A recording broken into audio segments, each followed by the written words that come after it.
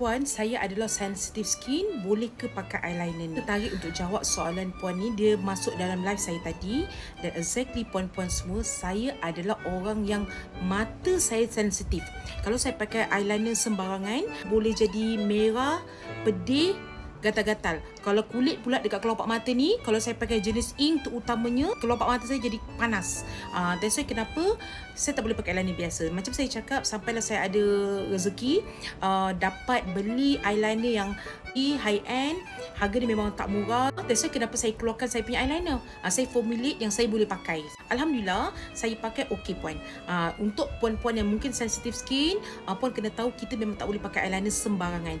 Ramai customer saya yang sensitive skin, dia orang pun cakap, tengok, tak pedih, alhamdulillah, tak gatal.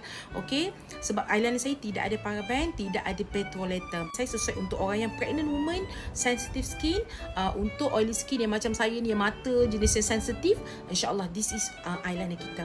Cuba, semoga mudah-mudahan serasi puan, insya-Allah. Pada saya, bukan eyeliner mahal, bukan eyeliner murah, tapi tepat untuk kita. Siapa dekat sini, you guys pun adalah sensitive skin juga, betul tak? Tak mudah kita pakai eyeliner. Semoga eyeliner ni membantu puan-puan semua.